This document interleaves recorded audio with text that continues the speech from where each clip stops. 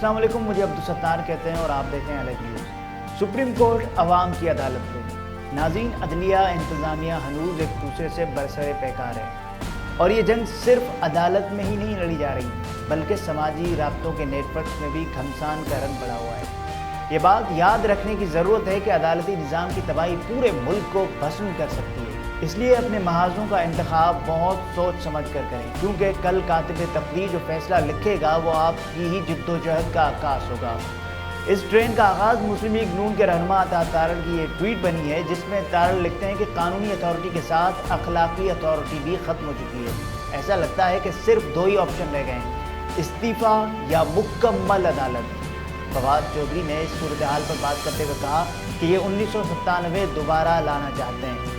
नून league और PDM के लोग सुप्रीम कोर्ट के ऊपर हमले करने में मसरूफ़ हैं, लेकिन अब वक्त बदल गया है। पूरा पाकिस्तान चीफ जस्टिस और सुप्रीम कोर्ट के पीछे खड़ा है। तैमूर खान झगड़ा खैबर पख्तूनख्वा के साबिक वज़ीर ख़जाना इस ट्रेन का हिस्सा बनते हुए लिखते हैं कि 1997 में भी हम इससे गुजर चुके हैं। नवाज शरीफ ने यह सब कुछ चीफ जस्टिस सज्जाद अली शाह के खिलाफ किया था। उन्होंने चीफ जस्टिस सदर लगारी और chief of army staff general Jahangir करामत को माजूल कर दिया, लेकिन याद रखें तारीख चीफ जस्टिस सज्जाद अली शाह की तस्दीक और सुप्रीम कोर्ट पर हमले की मजम्मत करती है।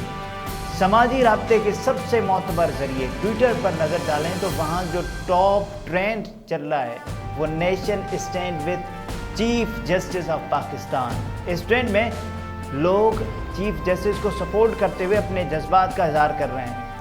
खान फैंस नामी सारिफ ने अपनी ट्वीट में एक पिक्टोरियल की सूरत में अपने जज्बात का इजहार कुछ यूँ किया है। खान फैंस की पोस्ट में लिखा है कि सुप्रीम कोर्ट के दो फाजिल जज साहिबान ने अपने तहरीरी फैसले में चीफ जस्टिस के इख्तियारात पर सवाल उठाया है। पूरी सुप्रीम कोर्ट को एक शख्स के रहमो करम पर नहीं छोड़ा जा सकता। ये बात इतनी मज़ाक़ाखेज़ है कि इस पर संजीदा गुफ्तगू नहीं हो सकती और मैं हैरान हूँ कि ये बात बल्कि फ़ैसला सुप्रीम कोर्ट के जज साहिबान का है। इसके बाद फिर सवाल पैदा होता है कि क्या 7 लाख फौजियों को एक चीफ ऑफ आर्मी स्टाफ के रहमो करम पर छोड़ा जा सकता है? क्या मुंतखब असेंबली को एक शख्स के रहमो करम पर छोड़ा जा सकता है? क्या पूरे मुल्क को एक शख्स यानी कि वज़ीर आज़म की स्वाबदीद पर छोड़ा जा सकता है? और इस तरह मुख्तलिफ इदारों के बारे में भी सोचना होगा। मैं हैरान हूँ कि एक सज़ा याफ्ता मुजरिम को बचाने के लिए रियासती निज़ाम को झोंक दिया गया है और हर शख्स और इदारा उसके कदमों में पड़ा है कि पैसा, ओहदा और मुराद चाहिए। वकास नियाज़ी नामी सारिफ अपनी पोस्ट में लिखते हैं कि हालात बताते हैं कि पूरे मुल्क के माफियाज का गढ़ इस्लामाबाद, रावलपिंडी और लाहौर में है।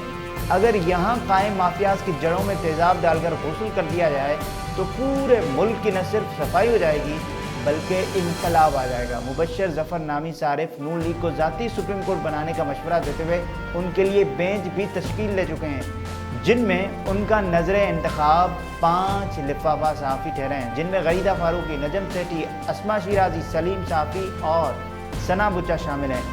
उनकी सुप्रीम कोर्ट की दीवार पीडीएम रहनुमाओं की तस्वीर से सजी है।